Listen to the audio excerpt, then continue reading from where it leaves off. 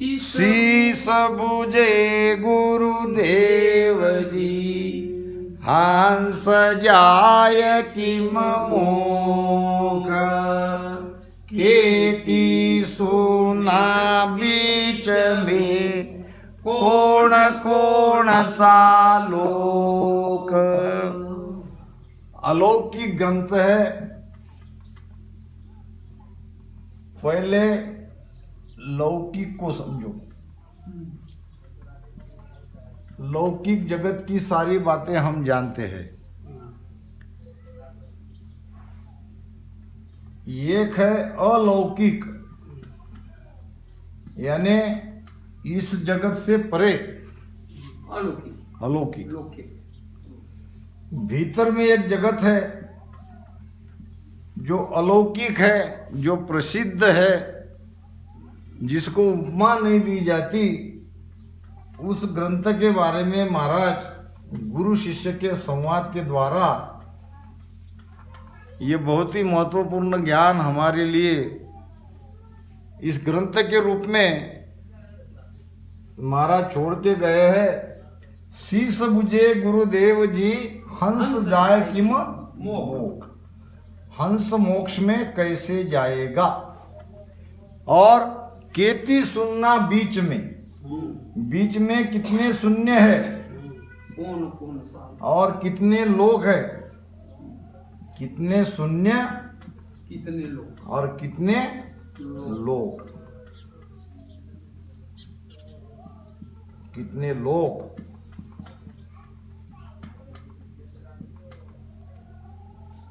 शीस बुझे गुरुदेव जी हंस जाए कि मोक केती सुनना बीच में कौन कौन सा लोक। के कहे सुन ये कहे, के कहे अनेक, सो मोय बरण बताव जो तम आयो सब देख। क्या कह रहे शिष्य।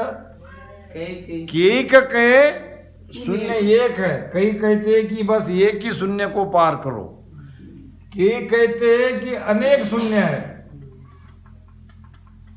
अब अनेक शून्य को पार करना है कि एक ही शून्य को पार करना है, ये आप मुझे बताओ। क्योंकि आप इस सारे शून्य को भेद को जानते हो। सो मोय बरन बताव जो तम आयो सब देख। हे महाराज, आप सारा देख कर आए हो, आप उस लोक में पहुंचे हुए हो। आपको ये पता है कि कितने शून्य के पार वो अमर लोक है, जहाँ जाने पर हम दोबारा संसार में नहीं आएंगे, जिसको मोक्ष का पद कहते हैं। इसके बारे में बताओ। साची लगन जीना घट जागी, गुरु गम जी सभी ब्रह्मन भागे, गुरु गम जी सा भरम नहीं भागी। एक लोक का निर्णा भाकु, सरब सुना ना का विवरा दाखु। विवरा नाम विवरण, विवरण। अब मोक्ष में कौन जाएगा। साची लगन, साची लगन चाहिए।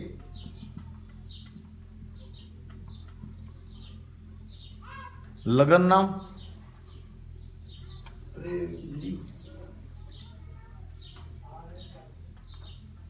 प्रेम भी कह सकते, जिसके अंदर पीड़, भक्ति की पीड़ चाहिए। कहते हैं कबीर साहब, लगन की बात है न्यारी, कटारी से करा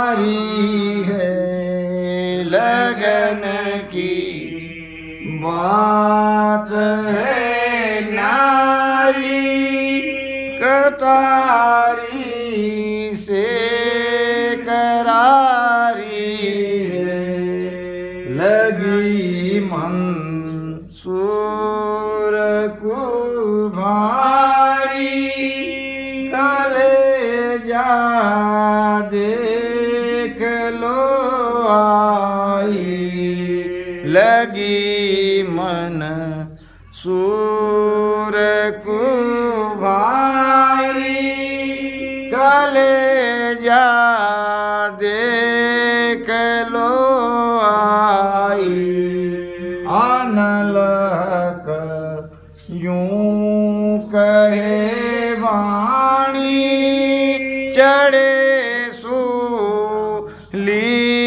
नहीं मानी, अनलक यूं कहे वाणी, चढ़े सूली नहीं मानी, लगन की बात है न्यारी कटारी से करारी है, लगन की बात है न्यारी। साची लगन, सच्ची लगन किसको लगी? लगन यानी परमात्मा से प्रीति। सच्ची लगन लगी थी मंसूर को। मुसलमानों में कई संत हुए। हमारे दादू साहब के शिष्य थे रज्जब जी, और उसी परंपरा में आते हैं बाजिद जी, बहुत ही ऊंचे संत हुए बाजिद। कबीर साहब तो है ही। ये मंसूर नाम का कोई संत होके गया, जिसको लाख मना किया लोगों ने, यहाँ तक कि उसके गुरु ने भी और बादशाह ने भी, मगर मंसूर माना नहीं। क्या किया मंसूर ने? अनल हक यूं कहे बाणी, चढ़े सूली नहीं मानी। अब मंसूर को सच्ची लगन लगी थी। सच्ची लगन लगने से उनके मुख से निकल गई बानी। क्या निकल गई? अनल हक। ये अनल हक है उर्दू शब्द। अनल हक यानी मैं खुदा हूं। अनल हक यानी मैं खुदा। अब मुसलमान धर्म में अगर कोई अपने आप को खुदा माने तो उनकी सजा मौत ही है। उस समय भी है, आज भी है। कई लोगों ने उसे समझाया कि तुम ऐसे मत कहो, अनल हक मत कहो। वो कहने लगा मैं क्या करूं, मेरे मुख से वो निकल ही जाता है। मैं तो कहना नहीं चाहता, क्योंकि मंसूर की भगवान के प्रति सच्ची लगन थी, लग गई थी। अनल हक यूं कहे बाणी। फिर मुल्ला मौलवियों ने बादशाह के कान भरे। बादशाह ने बुलाया मंसूर को। क्यों मंसूर, खुदा तो एक है, फिर तुम अपने आप को खुदा कैसे मानते हो? वो कहने लगा मैं क्या करूं, मेरे मुख से निकल जाता है। अनलक अनलक अनलक उनके मुख से बानी निकलने लगी। मंसूर को बादशाह ने सूली पर चढ़ा दिया। मंसूर अभी कहो कि तुम जो कह रहे हो वो झूठ है। वो कहने लगा मैं करूं क्या, ये मेरे बस में नहीं है। न जाने कौन मेरे मुख से ये बुलवाता है। यानी मंसूर और खुदा दोनों एक हो गए थे। सच्ची लगन उसकी खुदा के प्रति लगी थी। फिर उसको सूली पे चढ़ाया। अनल हक यूं कहे बानी, चढ़े सूली नहीं मानी। तो जिनके अंदर सच्ची लगन है, अब हंसते हंसते जान दे देगा और हमको ये संसार नहीं छूटता, और हम कह देगा हमारा भजन लग गया, हम ये द्वार में हैं, हम वो द्वार में। कैसे हो सकता है? अगर वहां तक पहुंच गए तो संसार से वैराग आना ही चाहिए। वैराग का मतलब घर प्रपंच छोड़ना नहीं, घर में रहते हुए भी वैराग आ सकता है। जैसे महावीर को आया। भगवान महावीर के बारे में आपने सुना होगा। महावीर राजा थे, कोई छोटे मोटे नहीं थे हमारे जैसे। और दो भाई थे, एक महावीर है और एक उनका बड़ा भाई।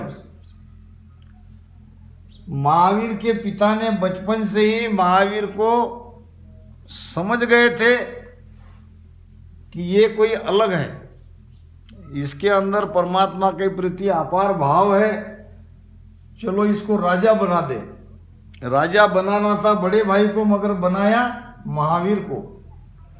महावीर कहने लगे, पिताजी मुझे क्यों ये जिम्मेदारी आप दे रहे हो, और राजा तो बनना चाहिए बड़ा भाई, मगर आपने मुझे बनाया।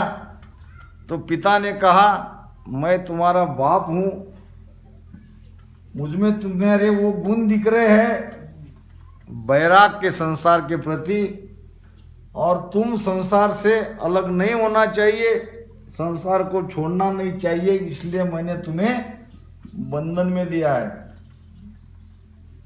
राजा बनाया यानी बंधन में।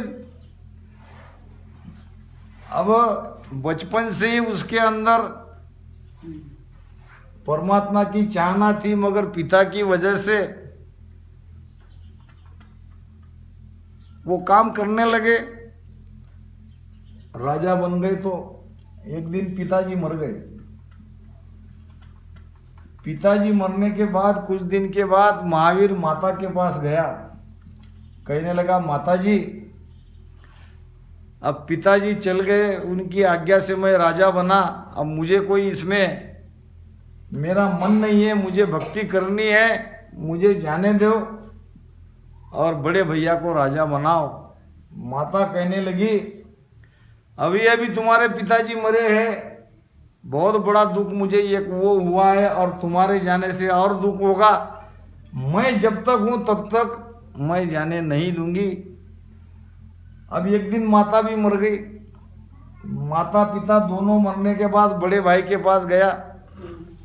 बड़ा भाई कहने लगा, माता पिता हमारे दोनों चले गए, हम दो ही भाई रह गए, अब तुम भी छोड़ दोगे तो मुझे कितना दुख होगा। इस प्रकार किसी ने उसको जाने नहीं दिया। फिर घर में ही रह के महावीर को वैराग आ गया।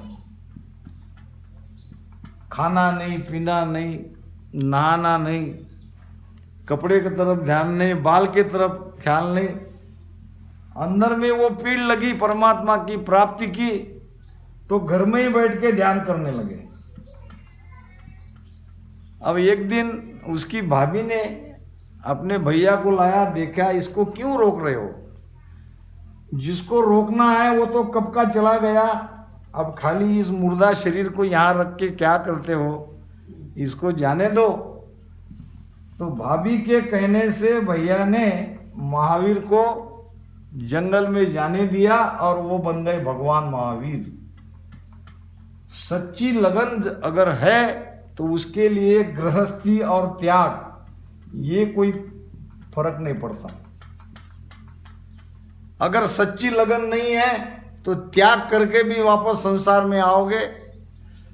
अगर सच्ची लगन है तो गृहस्थ में रहते हुए भी परमात्मा को पाओगे। कह रहे महाराज, साची लगन जिना घट लागी, जिनके घट में परमात्मा के प्रति सच्ची लगन है, सच्ची प्रीति है, गुरुगम जिसा भरम सब भागी। अब चाहिए सदगुरु, लगन सच्ची है, अगर सदगुरु सच्चा नहीं है तो भी काम नहीं चलेगा। सदगुरु जैसा ज्ञान देंगे उसके अनुसार उसका भरम जाएगा। कबीर साहब ने 3 बातें बताई है, नाम सत्य और सदगुरु सत्य, गुरु सत्य और आप सत्य। जब तीनों सत्य मिलेंगे तो विश्व से अमृत हो जाएंगे। तो केवल सच्ची लगन से काम नहीं चलेगा, सदगुरु भी चाहिए। गुरुगम जिसा भरम बिन भागी, लोक लोक का निर्णा सब जाने, निर्णा सब जाने भाकू। सर्व सुन सर्व शून्य का भेद पिछाओ। भेद विचारो। हाँ, लोक लोक निर्णा सब जानो। अरे सदगुरु के शरण में जाके बीच में कितने लोग आते हैं, ये सारे लोगों का निर्णय मैं जानना चाहता हूँ, और सारे शून्य का भेद महाराज कहते कि अब मैं तुम्हें बताता हूँ। गुरु घम किसी लोक जाने जावे। चौपाई। चुप है। गुरु गम किसी लोक जन जावे। गुरु गम जिसा लोक जन जावे, मोख पदारथ हाथ न आवे। मुख मुक्त का सतगुरु दाता, लोक लोक का संत विदाता। क्या कह रहे महाराज? गुरु हम किसी लोक सदगुरु से ज्ञान मिलने से ही मोक्ष में जाएंगे। आगे मोख पदारथ हाथ न आवे, यानी सदगुरु के बिना मोक्ष प्राप्ति नहीं होती। मोक्ष प्राप्ति के लिए सदगुरु चाहिए। आगे मोख पद का सतगुरु दाता, लोक का संत विदाता। मोक्ष और बाकी लोक, एक है मोक्ष पद और एक है बीच में आने वाले बाकी लोक। कई लोक है, बैकुंठ है, कैलाश है, सतलोक है, शक्ति का लोक है, ये बीच में आने वाले ये सब लोक है।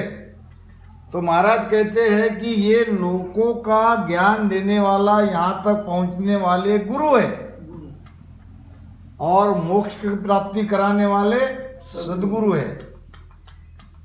सदगुरु मिले तो सब विधि जाने, दूजा जाने ना। सदगुरु मिलने से ही मोक्ष में जाएंगे। एक अलौकिक ग्रंथ कहूँ तो लोक लोक न्यारा सब होई। लोक लोक वाह। का सुख कहे न्यारा, सो मैं वर्ण सुनाऊं सारा। सो मैं वर्ण सुनाऊं सारा। महाराज फरमा रहे, एक अलौकिक ग्रंथ कहूं तो ही। अब ये अलौकिक ग्रंथ में मैं आपको बीच में आने वाले लोकों का निर्णय करता हूं, और शून्य का। 3 ब्रह्म के 13 लोक, 3 ब्रह्म के 13 लोगों का निर्णय करता हूं, और कितने शून्य को पार करने पर मोक्ष प्राप्ति होती है, ये सारा निर्णय मैं अलौकिक ग्रंथ में कह रहा हूं। एक अलौकिक ग्रंथ कहूं तो ही। हाँ। लोक लोक न्यारा सब। लोक लोक न्यारा सब हुई। अलग अलग लोगों का अलग अलग अनुभव है। ये लोक हमारे जैसे भौगोलिक लोक नहीं है। चीन, पाकिस्तान, नेपाल अलग अलग देश है कि नहीं? ऐसे नहीं है। ऐसे लोग नहीं है। सारे लोग भीतर में है, और बहुत छोटी जगह है, बस इसमें ही है। इतनी एरिया में सारे लोग है, और हर लोग का अलग अलग अलग अलग अलग अलग अनुभव है। अनुभव के आधार से हम भीतर के ब्रह्म के किस लोक में पहुंचे हैं, ये महाराज ने अपना अनुभव बताया है, और हमें भी ऐसा अनुभव आना चाहिए। एक अलौकिक ग्रंथ कहूँ तो ही, लोक लोक का न्यारा सब। न्यारा हुई जोई। जोई। हाँ, लोक लोक का सुख है न्यारा। लोक लोक का सुख है न्यारा, सो मैं वर्ण बताऊं सारा। अब ये सारे लोगों का सुख क्या है, वहां का अनुभव क्या है, मैं आपको इसका वर्णन करके बताता हूँ, निर्णय करके बता रहा हूँ। कोटक सुन चूर कोई जावे सोहंसा अमरापुर धावे कोट सुन का पुत्र सुख है न्या कोट शून्य का विस्तार दाखव कोट शून्य का विस्तार दाखो लोक लोक का सुख सब भाकू कोट शून्य का विवरा दाखू विवरा नाम विवरण निर्णय कोट सुना कोई चूर जावे हाँ से हंस अमरा पूजा तो करोड़ों शून्य को पार करने पर ही ये जीव अमर अमर लोक में जाएगा हंस बन के जाएगा लोक लोक का विवरा दाकू लोक लोक का सुख सब भाकू लोक लोक का शुभ सक भाकू सभी लोगों का क्या सुख है ये मैं वर्णन करता हूँ निर्णय करता हूँ केवल भगत कदी जब कोई परगटे नानक कचक सोई केवल भगत करे संग सूरा शिर पर धारे सतगरु पूरा क्या कह रहे महाराज केवल भक्त उदय जब होई प्रगटे नाव नक्चक सोई नक से चक तक अगर शरीर में ध्वनि आनंद नक से चक तक अगर हो रहा है तो ये केवल भक्ति प्रकट हो गई के सुख राम समझ रे प्राणी सत कला जा जागे अखंड घट में हुए उजियालो नक चक में गुण लागे नक से चक चक नाम आँख सारे शरीर में अगर ध्वनियां सुनाई देती है रोम रोम में नाड़ी नाड़ी में ये ध्वनियां बजती है और आनंद आता है तो आपके अंदर केवल का बीज प्रकट हो गया केवल भक्ति का बीज प्रकट हो गया ये उसके प्रकट लक्षण है और क्या लक्षण है और लक्षण है शरीर कांपता है शरीर धूसता है कांपता है और मन डरता है ध्वनि सुनाई देती है आनंद आता है शरीर कांपता है मन धूसता है तब समझना हमारे घट में नाम की जागृति हो गई वो कुदरत कला हमारे घट में प्रकट हो गई ये उसके प्रकट लक्षण है जूत न कापे ठंड सूरे प्रगट छाणे नाय जूत न कापे ठंड सूरे प्रगट छाणो ये सुख देव सब सामलो शब्द लगोर माय जादिन कृपा हुई रे नितर भूला जा दिन ते कृपा पाओई नहीं तर भूला जाए। शरीर कांपता है। कैसे? जैसे बुखार आता है, बुखार में शरीर धूसता है, इस प्रकार ये शरीर कांपता है। महाराज ने घमंडी रामजीरा शिष्य के संवाद में 2 प्रमाण दिए हैं।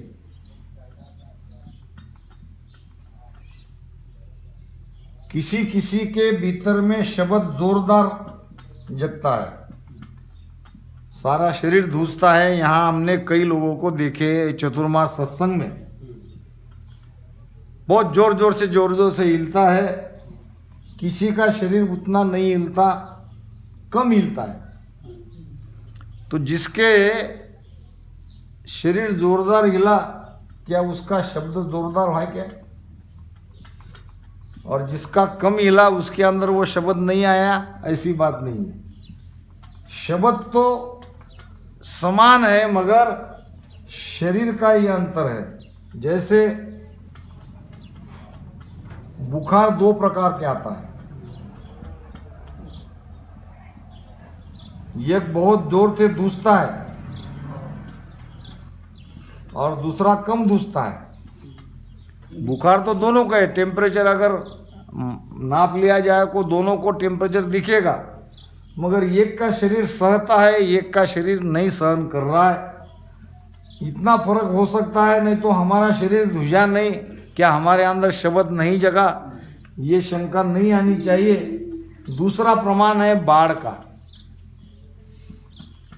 एक नदी